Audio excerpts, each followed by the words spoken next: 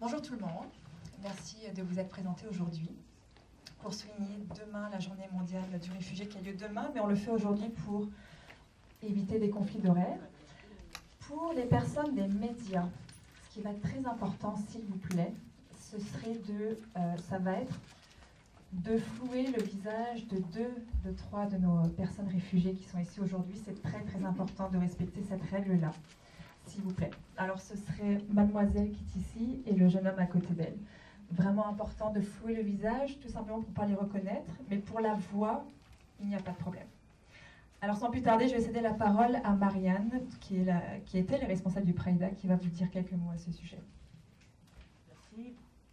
Bonjour à tout le monde. Je vous remercie en avance d'être venu aujourd'hui pour célébrer avec nous la journée des réfugiés, qui est en réalité le 20 juin, mais puisqu'il y a tellement d'activités, on a décidé de la faire aujourd'hui ici au CIUSSS par le PRAIDA, qui est le programme régional d'accueil et d'intégration des demandeurs d'asile.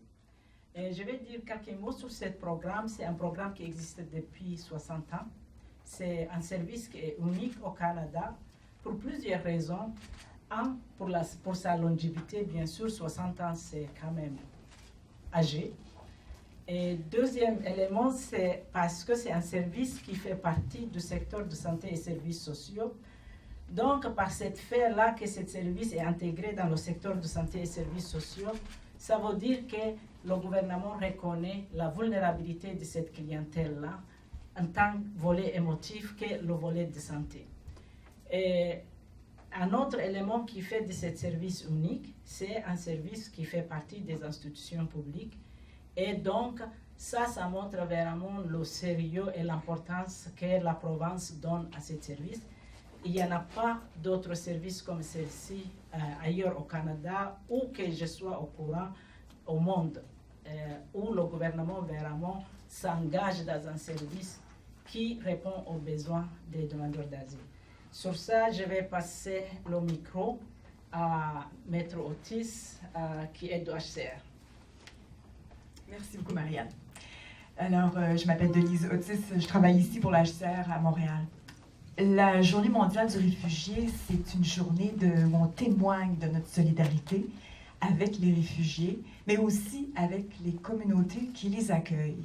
Et dans ces communautés-là, il y a différentes institutions et j'aimerais immédiatement souligner les formidables efforts qui sont faits par le CIUSSS, par PRAIDA, par Sherpa. Tout à l'heure, nous aurons la chance d'écouter Cécile Rousseau à ce sujet-là. Et bien sûr, cet accueil-là ne se fait pas sans tous les gens qui travaillent autour de ça, ainsi que les bénévoles. Et je voudrais donc remercier ceux et celles qui aujourd'hui témoignent par leurs efforts, par leur travail de cette solidarité-là. En 2017 et pour la 5e année consécutive, les guerres, les violences et la persécution ont propulsé les déplacements mondiaux vers un nouveau record. Les chiffres sont sortis aujourd'hui et vous aurez l'occasion, j'imagine, d'aller les consulter. À cause de la crise en République démocratique du Congo, de la guerre au Sud-Soudan et de la fuite de centaines de milliers de réfugiés vers le Bangladesh à partir du Myanmar. Il faut le dire, ce sont les pays en développement qui sont les plus massivement touchés. Répétons-le. 44 500 personnes sont déracinées par jour, ou une toutes les 2 secondes. Maintenant, ce sont peut-être que des chiffres, mais derrière ça, il y a des êtres humains, et il y a des êtres humains en exil, et en exil parfois très souffrants. Première idée reçue, les personnes déracinées à travers le monde se trouveraient principalement dans les pays de l'hémisphère nord. Les statistiques font mentir cette première idée reçue, étant donné que 85% en fait des réfugiés vivent dans des pays en développement, dont beaucoup sont désespérément pauvres et ne reçoivent qu'un appui limité pour prendre en charge ces populations. 4 réfugiés sur 5 demeurent dans des pays frontaliers de leur contrée d'origine. Et près des 2 tiers de personnes contraintes de fuir sont des déplacés internes qui n'ont pas quitté leur propre pays. Deuxième chose, les réfugiés proviennent, pour les 2 tiers d'entre eux, de 5 pays seulement. La Syrie, l'Afghanistan, le Soudan du Sud, le Myanmar et la Somalie. L'arrêt des conflits dans l'un ou l'autre de ces pays pourrait largement transformer la situation mondiale des déplacements. La plupart des réfugiés vivent en milieu urbain, autour de 58%, et non dans des camps en zone rurale. Et la population mondiale déracinée, et ça c'est constant maintenant, est constituée de 53% d'enfants, dont beaucoup ne sont pas accompagnés ou ils sont séparés de leur famille. Enfin, tout comme le nombre de pays à l'origine des déplacements massifs, le nombre de pays qui accueillent de vastes populations est également faible. La Turquie, qui demeure le premier pays d'accueil, le Liban et 63% de l'ensemble des réfugiés vivent dans 10 pays seulement.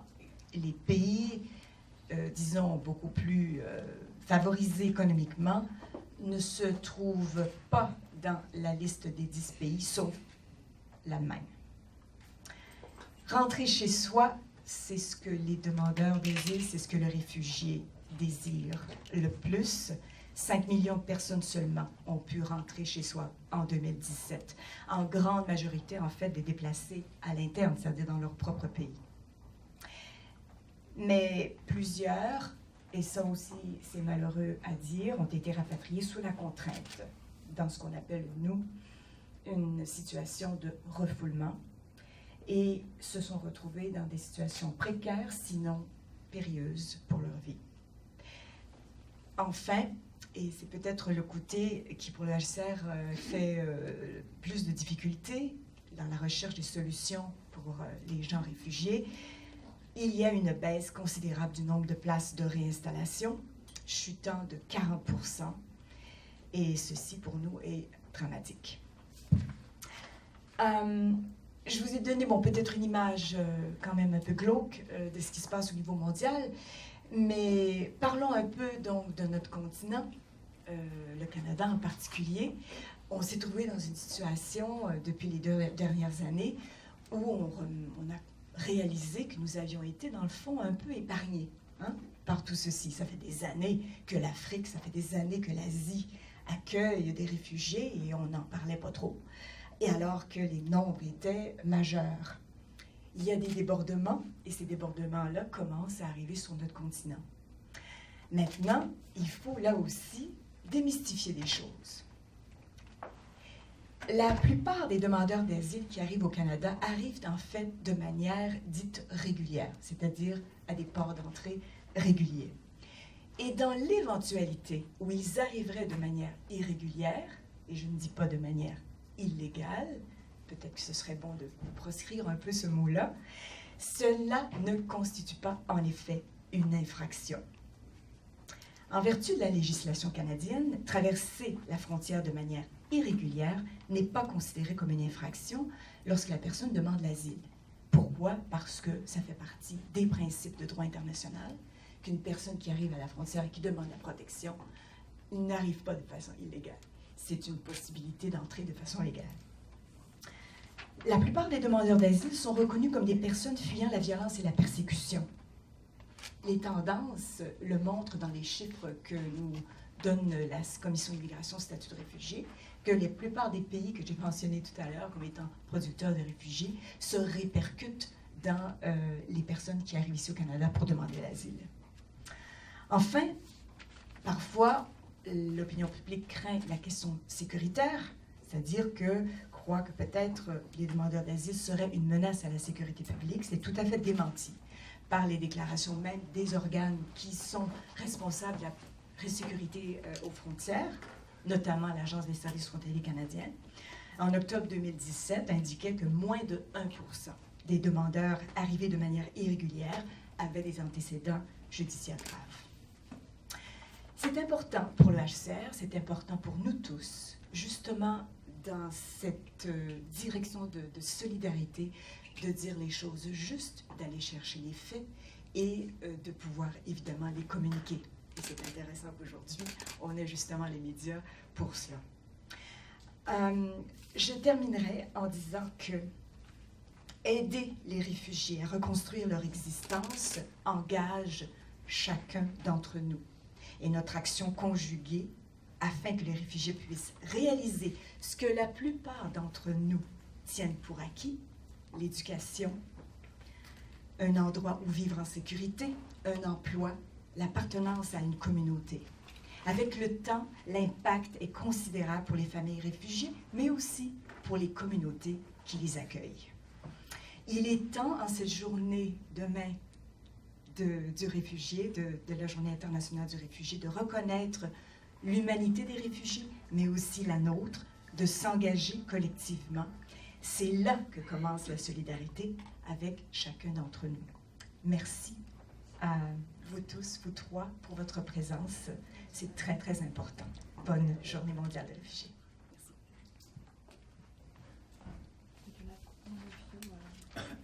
Speak? Yeah.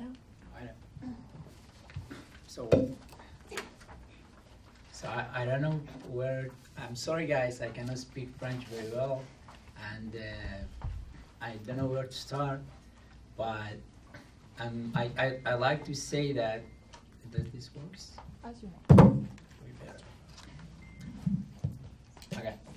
So I like to start from this point. Non, Maybe you il marche guys. pas, lui. Ça marche pas, ça. Il marche Celui-là pas marche là-dessus. pas, celui-là marche pas. Ah. Je suis désolé. Mais, Il marche, hein. You change it. Ça marche. Il marche pour vous? Ouais. Puis même, je le trouve meilleur que l'autre parce que l'autre, il porte tout le temps. I'm sorry, but I have to move my yeah, hands. go, go, You know, I'm coming from, Kurdistan, Iraq, so we use it to use our hands to express ourselves. So.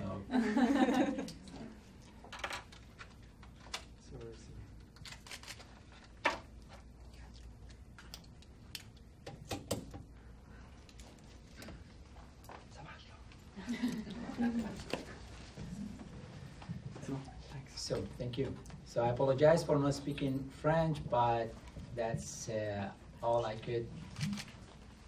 Okay, don't touch it. Okay. So maybe you guys see me smiling and laughing, but it's my nature. I cannot hide it. But you don't know what I have been through and what I've gone through.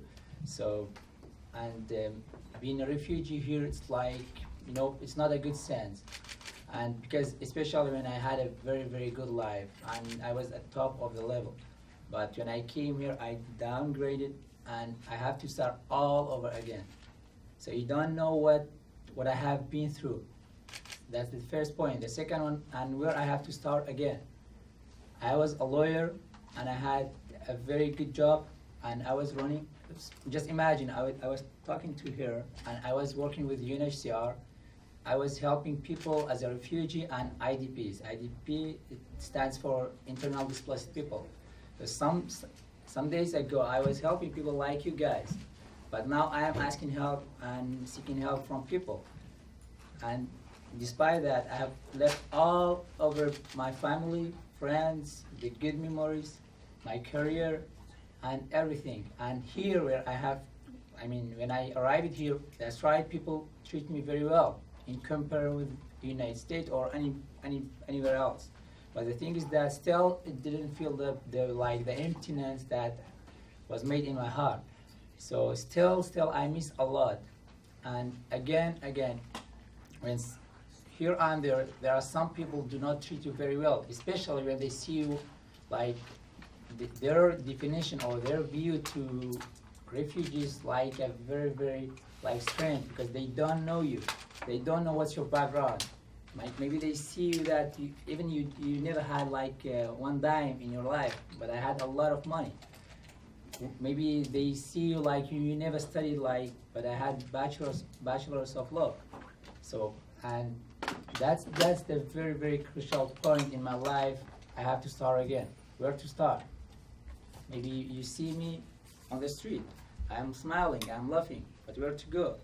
All alone. I just imagine I left home without saying anything to my home, to my family. My little sisters, even 1 month later, she doesn't and she didn't accept to believe that I'm gone.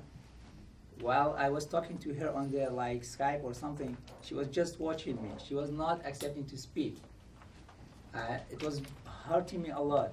Despite all of that, my family, my parents, my father, and I was the elder person at home.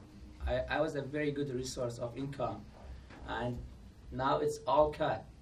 So still, it's too much. It's too much on me. But you know, guys, sometimes I'm between the two the good thing and bad thing. Everybody goes for the good one. But the problem is that you have two bad things. Which one you gonna accept? If I ask you, maybe for now, at this moment, you're never ready. But it's very, very, very like strange or difficult to make a decision, like the big decision, in 2-3 hours. And both of the ways are like hell.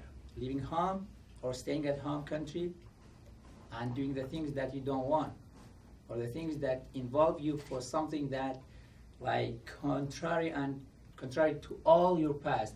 For example, you study law, you know what's human rights, you know what's like the freedom of belief and expression.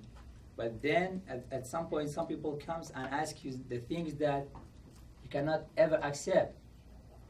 So what you gonna do? Are you going to stay, okay, I'm going with the flow, I'll do whatever they want and they ask me? Or you just go and leave home country and you miss everything and start from the scratch, as Marian says.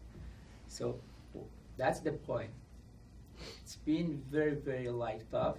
The last year, like last 19 months, it's been very difficult for me without like enjoying my life as I was at home.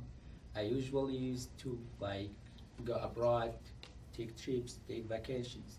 But here still, I didn't go to hotel. I cannot. Why? Because I don't feel it. You know, there are something that, to be honest, I'm appreciating the help that Canada offered me. But still, you cannot feel home. You cannot forget all the things that you had. And especially to some points, sometimes you remember like all your past life in a tape, in a few minutes. And what you gonna do? Oh, sometimes I get to the point, oh, I made a mistake. I easy to stay home and do the things that they wanted. Because sometimes I'm a human. That's right, I'm 100% positive. And I believe in future. But humans have limitations as well, huh? So that's the point. So if you guys have any question, anything, I'm open to. As far as it's not going to be very deep in my story. Thank you, Alan. Do one of you take the mic? Okay. Les questions peuvent se passer maintenant ou après, bien entendu, il y aura une période de questions. Now, later. On est branché, on ne veut pas tout ça. Ok. Oui. S'il y a des questions. Je suggère peut-être qu'on continue, qu'on écoute les 3 témoignages, puis ensuite on pourra procéder aux questions. Correct pour vous? Ok. Merci. Bonjour tout le monde. Hello everyone. My name is Asma and I come from Sudan. I arrived in Canada on 17th of May 2017 from the US. Okay. And now I'm a convention refugee, accepted refugee. And I'm here because of gender persecution in Sudan. I'm from the north part. We don't have war as the south before. But we're facing gender persecution. And I was a woman rights activist in Sudan. Life became unsecured for me anymore. Arrested every time when we're going on like manifestation or anything against the government rule for women. So life is becoming very hard over there for me security-wise. But as Iyad said, we left, I can't say a better life in a sense, but financially, of course, a social status is different. I'm not recognized here, nobody knows me. So, but again, I'm secured. I'm not saying that we're not facing the gender persecution that we have in Sudan. I'm allowed to dress whatever I can there. If I just want to go to the street, I have to wear what the government want me to wear. So life is just, it's becoming very difficult and very hard rules. But I was trying to make change, but I couldn't. So that's it. I hope I can make it there one day too. So yeah. So as I told you, it's not easy. It's a new start for me, new country. Hard winter, as all of you know. Yeah, we have the sunny weather all over the year. And it's a beautiful country, but anyways, it's a new start for me. And I'm positive. In 1 year, I see the change. At the beginning, it was, for me to be as a refugee, it's very hard, honestly. To show the brown ID to everyone. It's not everyone accepted. They look at it, oh, we can't help. It's something very embarrassing. But it depends where you are and who's the person in front of you. So, and it's good that I came to PRAIDA. It's the first place that I got the help and the guidance. Thank you. So, yeah. I'm here as a refugee now, convention refugee, as I told you, and I'm working in Montreal. I speak French comme ci, comme ça. So, je suis timide. So, yeah, that's it. Any questions? I'm ready to answer to. Thank you. Thank you, Asma. Here is Diego. Hello everyone, I'm Diego. I'm originally from Colombia. I'm 21 years old. I'm basically here because it's not safe for people in Colombia to be gay. It's hard because normally you can read in the news and everywhere. It's a safe country and everything, but one thing is what you read, and other different thing is what you actually live. Like, all the people in Colombia are so focused on, you know, be normal, you know, gay people is weird, gay people is stranger. I'm sorry, I'm very nervous right now. My family also, they are so Catholic. They don't believe in man and man, woman and woman. They are just too close to accept me. So when I was 18 years old, I just fly to United States and stay there irregular. I was illegal for 2 years. I was finally feeling like a little bit safe there, but I was illegal. And last year, I find this way to come to Canada, irregular, and I just had to like take it.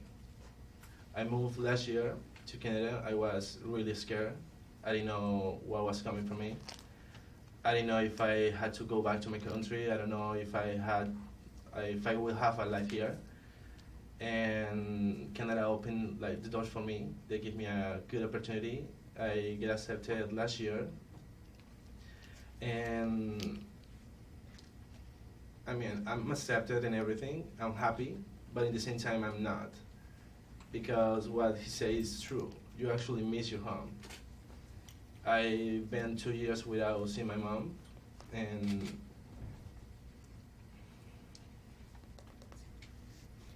sorry.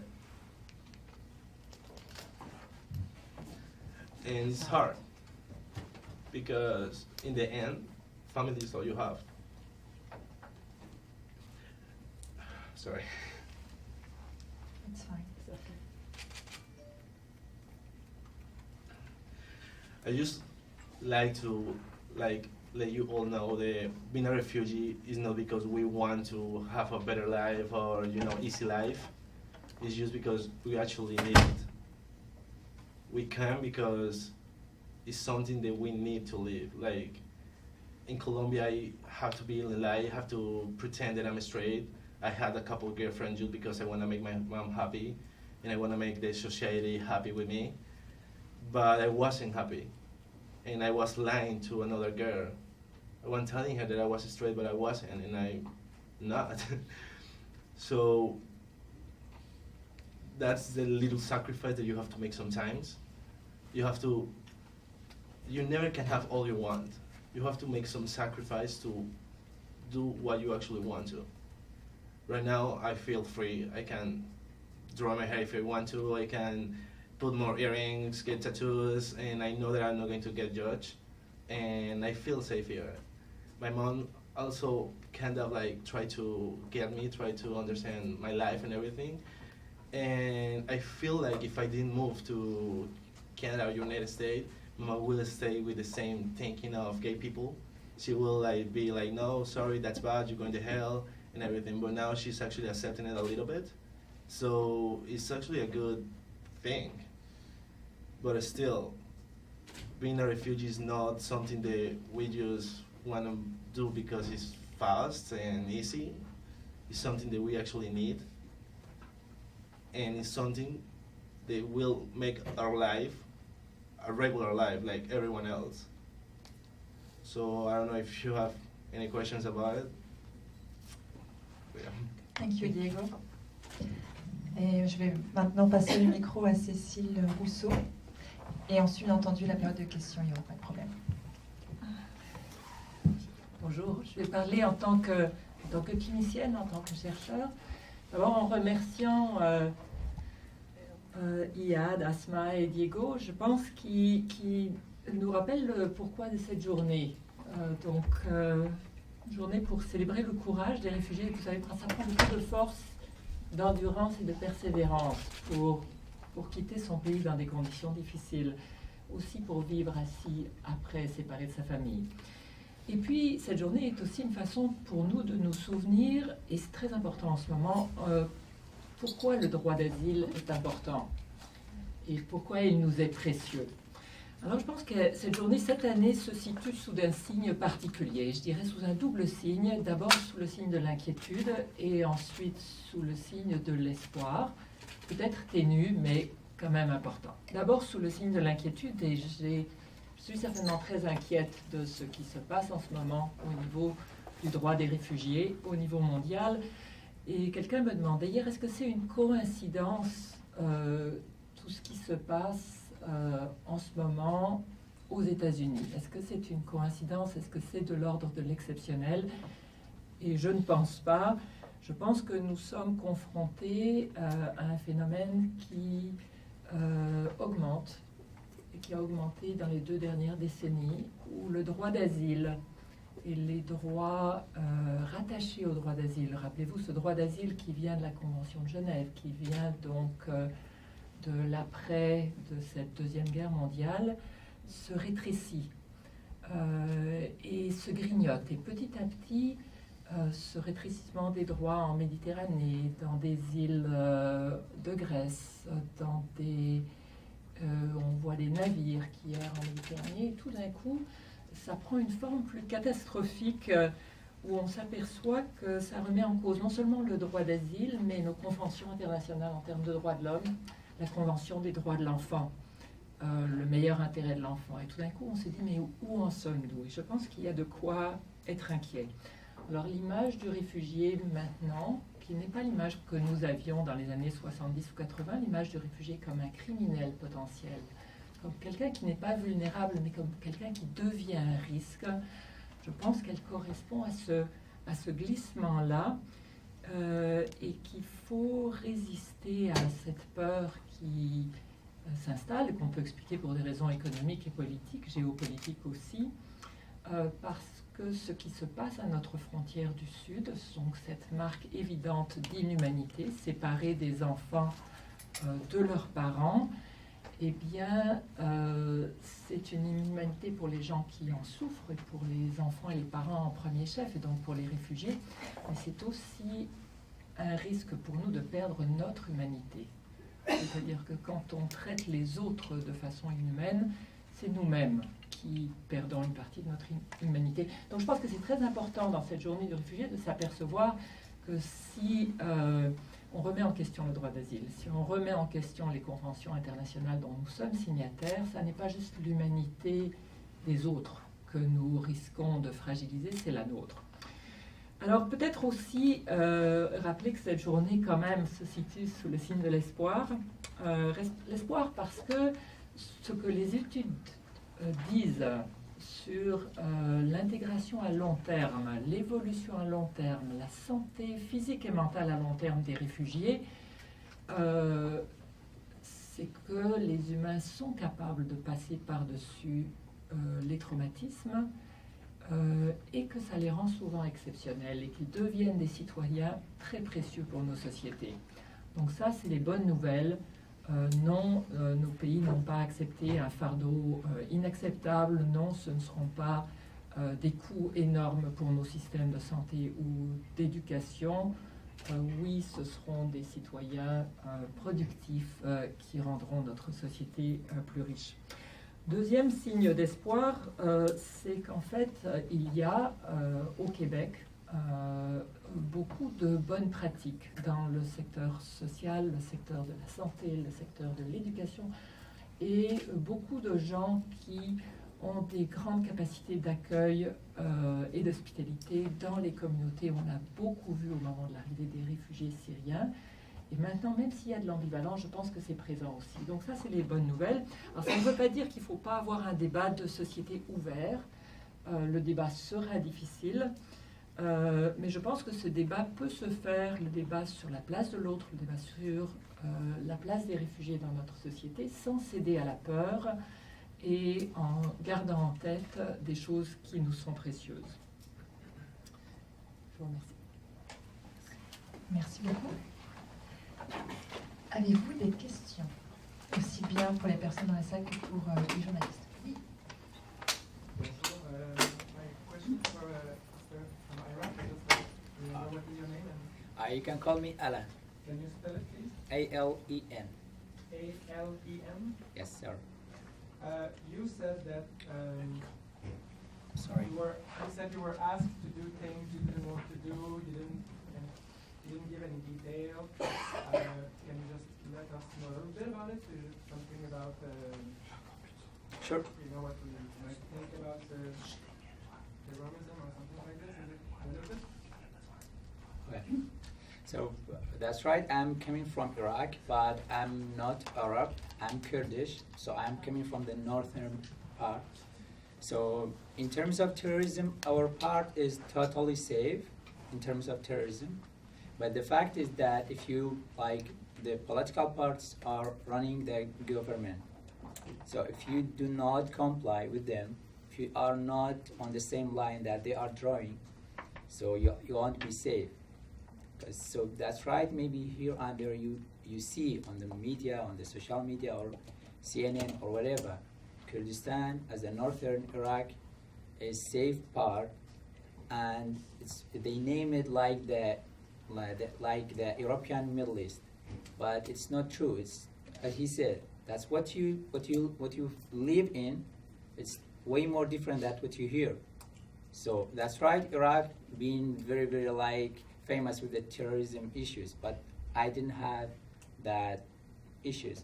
The thing is that I'm sorry I cannot go very detailed, because the thing is that I was a lawyer and I'm an independent person. I believe totally in human rights. I believe like everybody's free what they believe, what kind of membership that they have, social or political or whatever. But one of the political parties who is running the government, they wanted me to involve me with something that I don't like, which is, I believe you got me what I'm saying. I believe you understand what I'm saying. So they wanted me to do something like a kind of spy or doing something on other people, on other memberships, members of other like political parties. And you know, I am as a lawyer, I have studied 4 years like human rights, international laws. How can I accept the things that I don't believe in? So it was really shocking for me. And you know, it's not just about like not accepting this kind of jobs, but the thing is that you just look at the future. Most of the spy people will be killed. So they threaten me to be killed if I don't do it. But even if I would do it, at the end of the day, I'll be killed as well, because I get some like secrets that That's the key point. I have to keep it, or I'm going to be under their control. So there is no way to resign or giving a last point. So I will kill that one. So that's why I didn't accept it.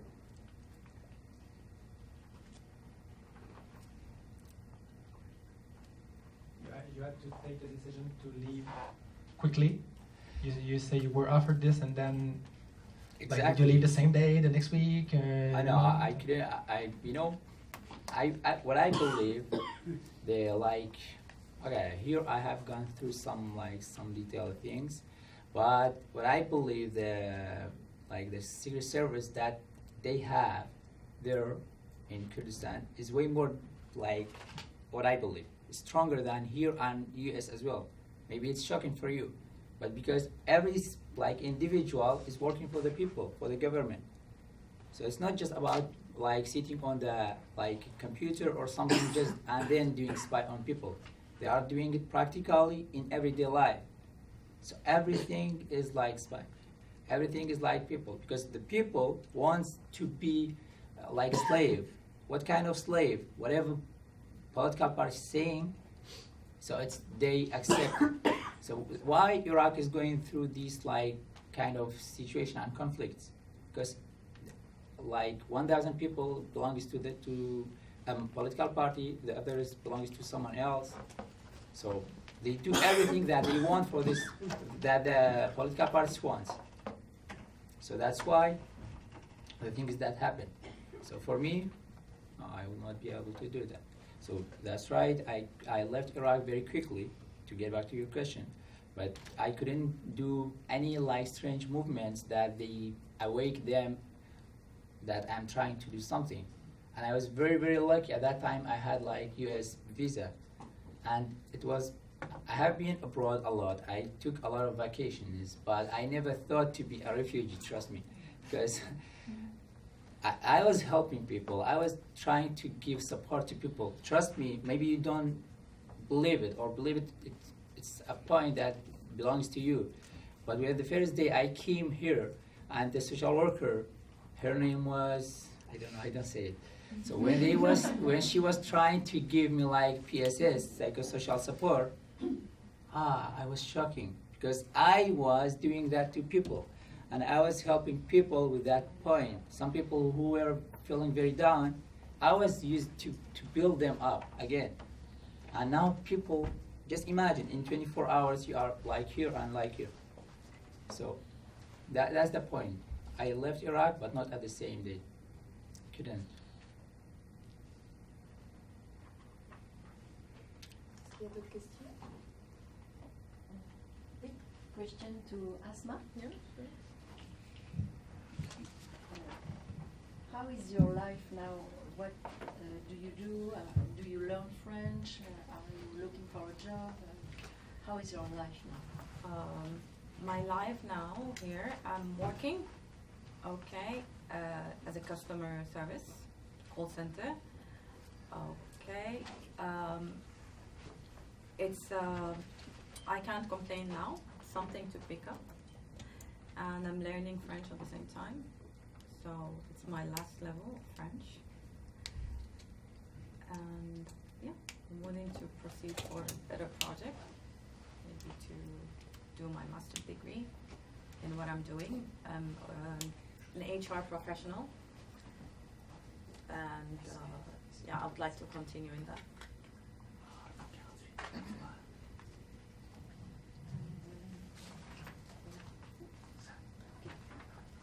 To Diego, what time did you arrive in Canada? Last year in March 17. I arrived from the border regular, and actually my process and everything was really fast, because I get my hearing in May and I get accepted in June, so it was actually fast.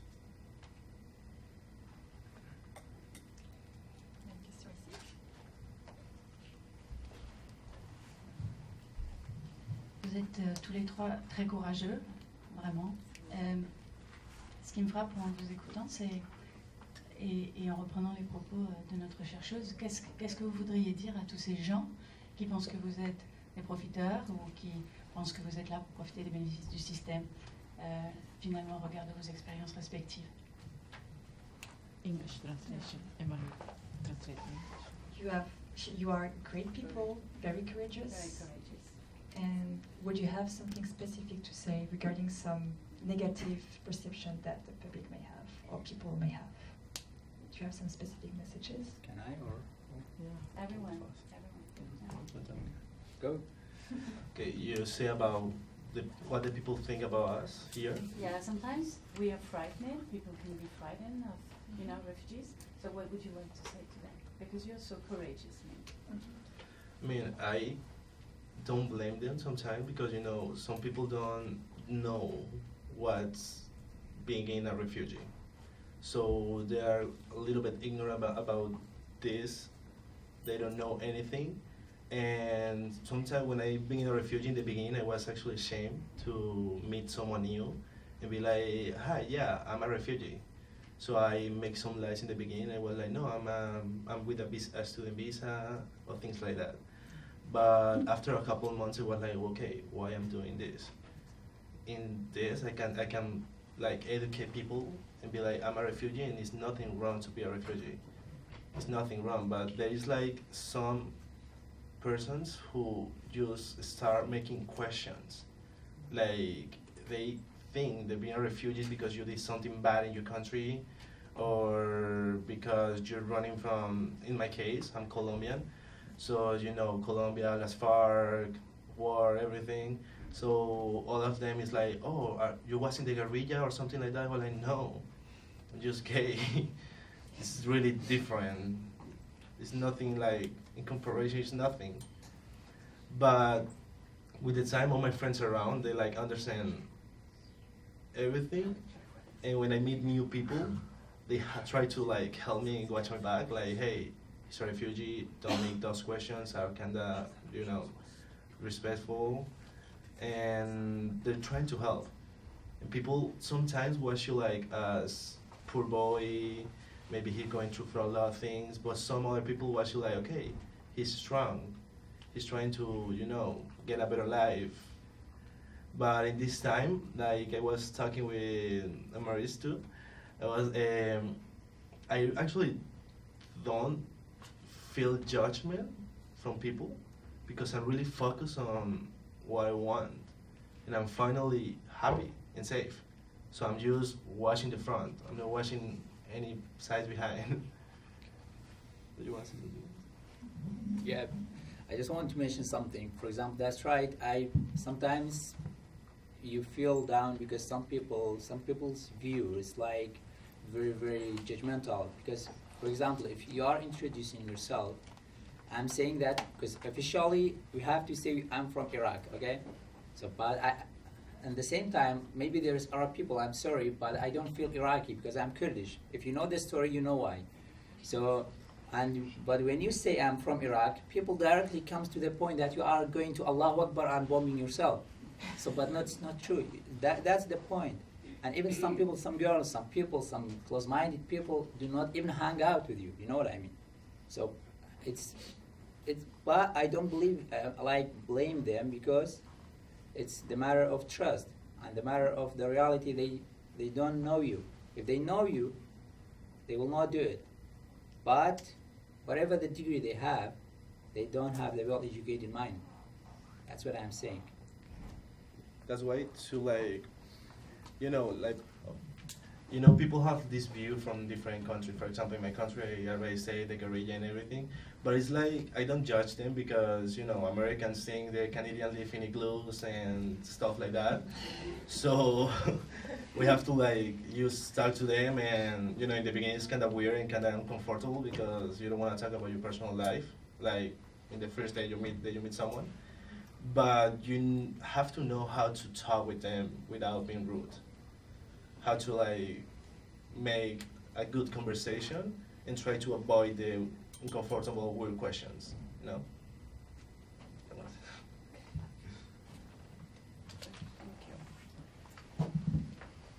So I just want to say, being a refugee is not a criminal. Being a criminal person, yeah. It's a life situation will put you into that. war, persecution, and that. Many of the refugees, we could come here as legal immigrants in Canada, but then it's what we could contribute to the society, how we can integrate, how we can make the change. So I just want some people to change the idea they have. And it's very systematic country, so we have to get into the system. We have to work like other people. We have to contribute in a way. But just we need some patience at the beginning. And then Canada is a land of immigrants, and that is great. And it's a great experience. It's going to be one of the best, the greatest countries anyways. But thank you so much.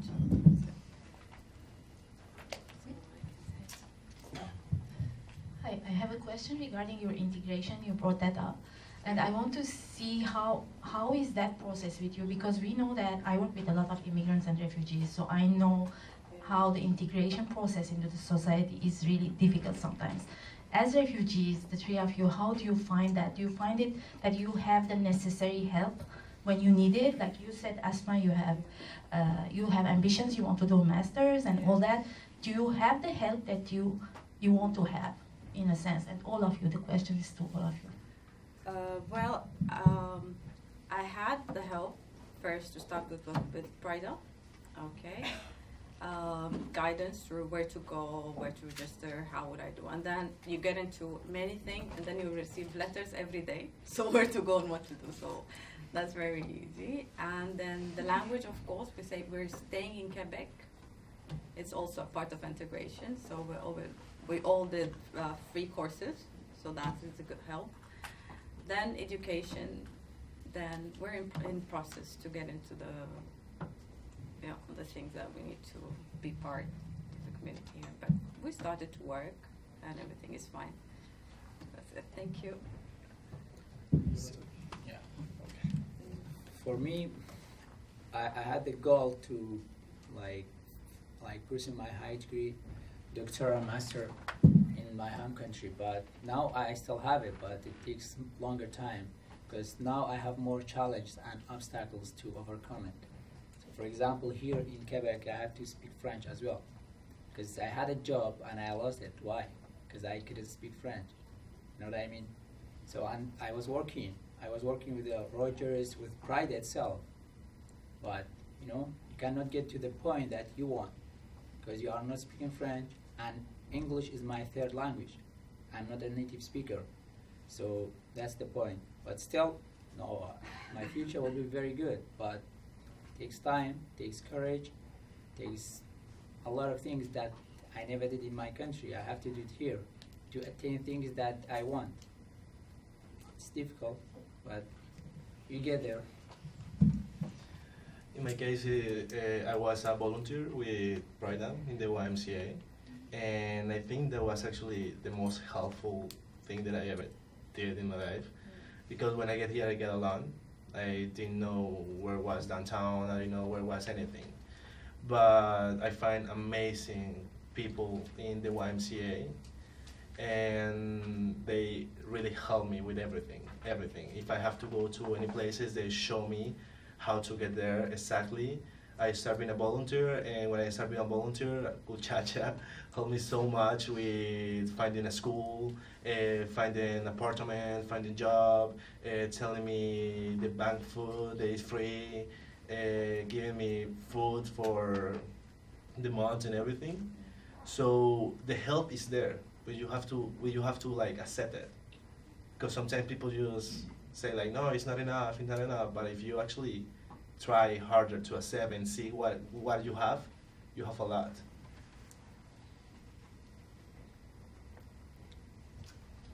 I wanted to ask Mrs. Asma, first can you spell your name? Is it A-S-M-A? A-S-M-A-A. A-A. Double A at the end. A-S-M-A-A, okay. You talked about gender-related issues in North Sudan, you said? I'm from North Sudan. North Sudan. Yeah. I guess there might be some things you don't want to talk too much about it, but can you explain us what the women are living that is a gender-related issue in North Sudan, just so we understand what... Okay, women in Sudan are still living, they are forced to get married, like in very young age. Let's say we still have girls, they get married at 11, forced by their family. We're not having the equal opportunities as men in education, in position, in the government, in voting, in anything. We don't have the right to speak. I don't have the right to travel outside the country without the permission of my father or my husband or my uncle. Okay? So we don't have rights. We're second citizens in Sudan, being a woman. So there are many other practices where, like, we still have 86% of circumcision. Okay, so very bad practices still in the country against women. For what women circumcision? Yeah, we still have. Is it related to religion? Is it related to? Well, no. It's just it's a man world. But I can say it's bad practices till now. That's it. Sometimes they put it in religion, sometimes traditions. It's just to gain power, and we all know Sudan is not like is not part of CEDAW, okay, to remove all discrimination against women. So that's women are having very, very hard life over there. If you wear a trouser and you go outside, okay, the police can take you, and that's it. You can be beaten, you can be be arrested for a few days just for wearing a trouser, which is a simple thing. That's it. Any other thing and practices which is not accepted.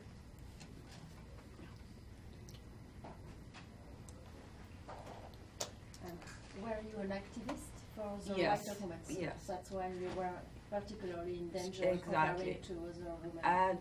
And they were forced to be silenced. If we talk about it, we have to be silent. We have to be arrested each time. We don't have to speak about it. And that's it. And I think it's internationally well known, like women rights in Sudan. There are a lot in Human Rights Watch. In YouTube, you can see it. J'aimerais poser une question à toutes les deux à propos du paradoxe au Québec qui a quand même une tradition d'ouverture vis-à-vis des immigrants, qui a besoin en plus des immigrants en ce moment. Il y a des pénuries sur le marché du travail, on a un fort besoin de main-d'œuvre, c'est reconnu. Et parallèlement à ça, il y a une énorme difficulté du marché du travail ici au Québec à absorber tous les immigrants qui arrivent souvent avec de gros diplômes. Ça coince au niveau de l'embauche des immigrants. Pourtant, il y a des besoins qui sont reconnus. Donc, comment d'abord vous expliquez ce paradoxe? Et deuxièmement, est-ce que si la société est trop lente finalement au niveau des mentalités pour arriver à absorber cette main-d'œuvre qualifiée qui veut travailler, est-ce qu'à ce moment-là, et je pose la question que beaucoup de gens se posent, est-ce qu'on accueille trop d'immigrants trop rapidement? C'est une question très très complexe et qui demande un retour historique. Alors je vais essayer d'être brève en citant un de mes collègues, Gilles Bibeau, donc, qui est professeur en anthropologie, qui a beaucoup regardé l'évolution de la société québécoise et son rapport à l'altérité.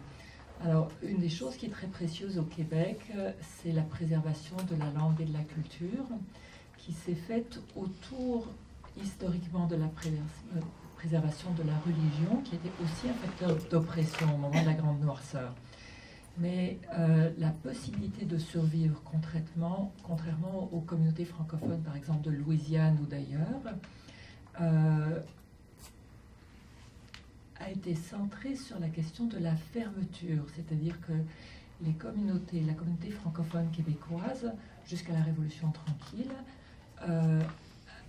a réussi à maintenir le fait français à cause d'une certaine autarcie.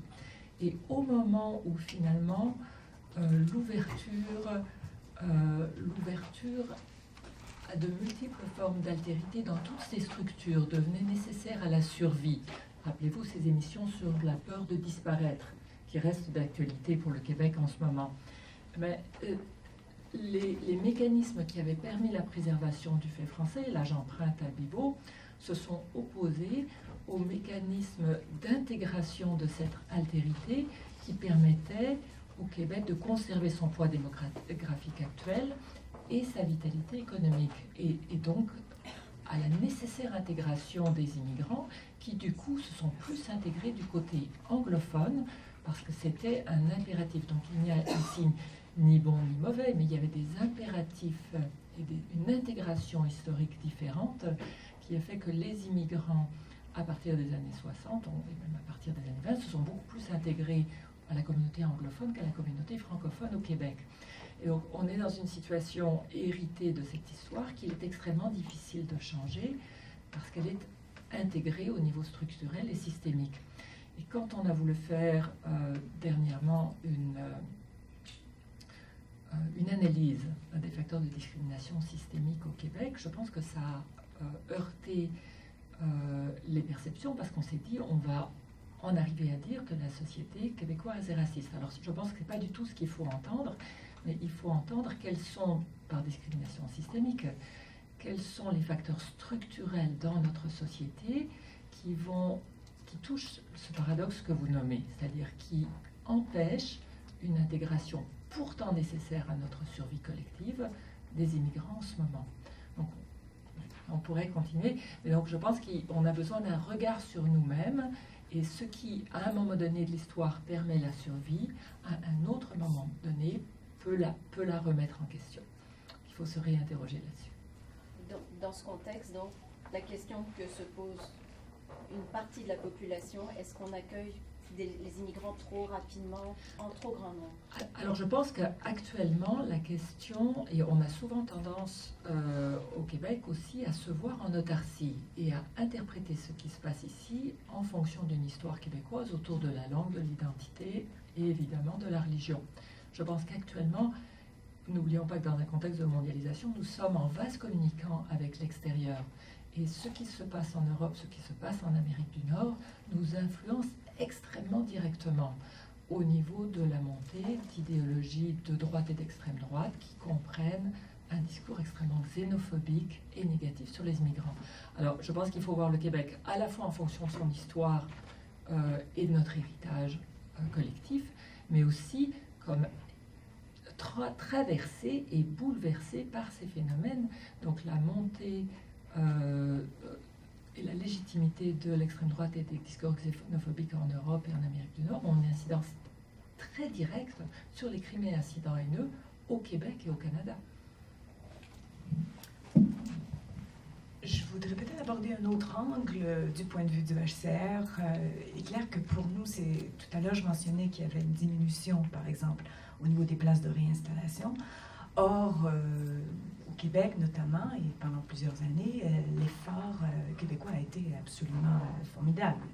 Et il continue, et on a encore des confirmations que ça va le faire. Et en plus, des ouvertures à d'autres formes de voies économiques, par exemple, pour que les réfugiés puissent trouver une place. Il ne faut pas oublier que ce n'est pas ici de la charité, c'est un engagement de nos populations, de nos politiques, de nos politiciens, à participer à cet effort de partage, de responsabilité. Et je pense qu'en tout cas, pour le voir ici au Québec, c'est maintenu. Tout à l'heure, Cécile parlait des pratiques qui avaient été développées.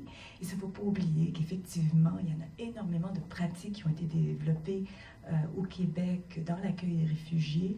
Les pratiques même sont exportées ailleurs comme étant des pratiques vraiment remarquables. Et elles sont en place, non seulement pour les réfugiés, mais elles bénéficient aussi aux immigrants. Et en ce qui concerne l'HCR, on a pleine confiance que ça va continuer dans la meilleure intégration possible. Voilà.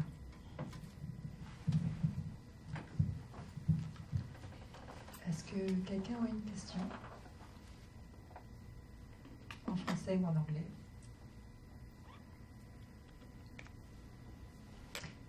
Alors, si on a fait le tour, j'aimerais qu'on remercie très, très chaleureusement nos 5 personnes ici présentes et Cécile Rousseau de Sherpa. Merci énormément. Thank you very, very, very much. Thank you.